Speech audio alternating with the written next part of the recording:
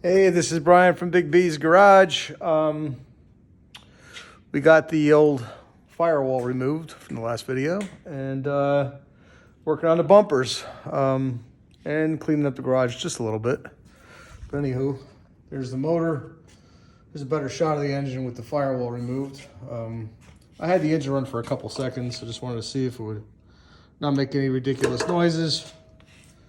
And I only ran it for a couple seconds just to make sure she was, nice and quiet. And it was. It runs really good. It still has the, that's the original 258 that came with the Jeep. It's got a T5 transmission, manual, with Dana 300 transfer case.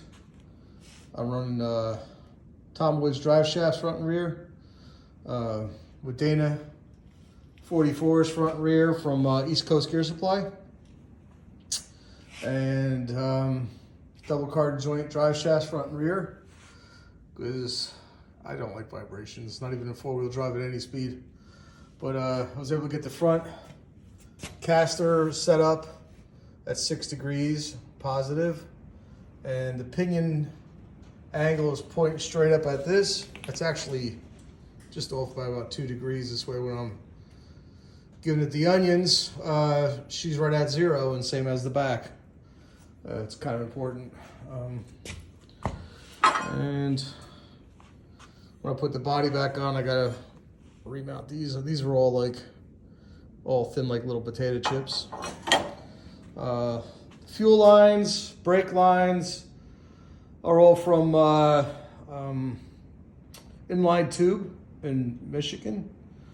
And the rear brakes are pretty much off the shelf TJ brakes, is what I'm told. TJ disc brakes. And once again, that's a Dana 44. It's running 488s with an ARB air locker. And, it's a Jeep load pattern. So they had to re-drill the shafts. And pretty much I got a whole new fuel system. Running the carburetor yet for now. So I got a new 15-gallon gas tank. And I am still using the vapor return lines to charcoal canister. Except I'm using this this as the rollover and separator, if you will. So anyhow, I just got done bolting the rear bumper on from Mountain Off-Road Enterprises. It's pretty cool. So now I got to set up the swing away spare tire carrier. I'm in bits to doing that, but I think I'm gonna call it quits for the night. Just to give you a better roundabout. It's kind of a stockish exhaust system. It's 2-inch stock size. Running a MagnaFlow, glass back, cat, and I put the coating from what the heck is that called? It's a heat coating I put on there. It's from the same company that made the frame coating. I'm drawing a blank of who it was, but when I think of it, I'll let you know. Run the carburetor. And I converted the choke from electric to heat riser. So there's my there's where it gets the heat from the exhaust system. It kind of shares the same compartment as the air pickup for the hot air intake. That system will still be in operation, as is the air cleaner, the air intake heater. That's still going to be hooked up too. I'm going to hook that up to get a nicer cold start. It's all about comfort creatures. We got a new steering shaft. How to push the front The steering wheel is all pushed up about an inch or so. So I have the Mountain Off-Road Engineering plate that pushes the steering box forward an inch. And again, I got all new lines for power steering, all new brake lines up front here. That's 1-ton steering. And I still had to get a shorter pitman arm because it was still touching even with the adapter pushed out an inch, because it's not only do I have 1-ton steering, the Dana 44, it just kind of pushed out even more. And so there's that. It's got JKS quick disconnects. Of course, it's disconnected right now. It's just kind of hanging out. Jeep's not going anywhere anytime soon.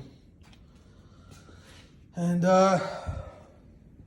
that's pretty much it. It's got a 2-inch Old Man Emu YJ springs and Mountain Off-Road Engineering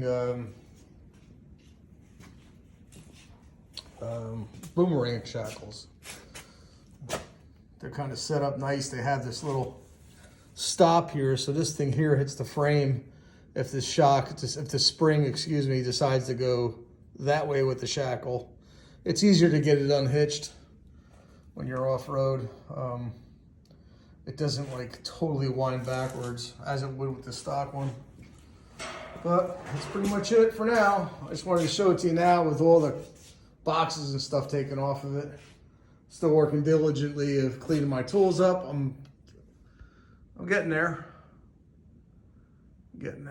So try to spend a couple hours in here a day. Come over to the body. I don't know if I showed you this yet or not, but here's the, I got to weld in the correct defrosters for the CJ7, so it goes through the windshield. And I did show you this in the last video. So anywho, the other issues with the YJ tub is, you have to take care of the driver's side fuel filler and cut the hole in the passenger side. And I welded the hole shut for the swing away door that is on the Wrangler, and I've drilled the holes for the CJ7 hinges, and I also welded in the cable mount and the latch, so that when you close the tailgate, you push the latch onto that. So that's all done nice. So that's where we're at for now. Just wanted to get a better picture of it. And hopefully this weekend I'll have that all taken care of. And if I get lucky, it might actually say Jeep again. Or Jupe. I don't know. I kind of messed up the original one. A little too hot, a little too spicy. It got really ugly. This is the first attempt. And it got waffled, man. This thing it's so bent up. I'm just trying to cut that piece out and start over again. But it is what it is. That's where we're at. And thanks for watching. Please like, comment on the bottom. And I got no guessers on what color this thing's going to be yet. The hint, it's not going to be white, even though it came white from the factory. So anyway, comments at the bottom, guess the color. I'll see you later. Bye.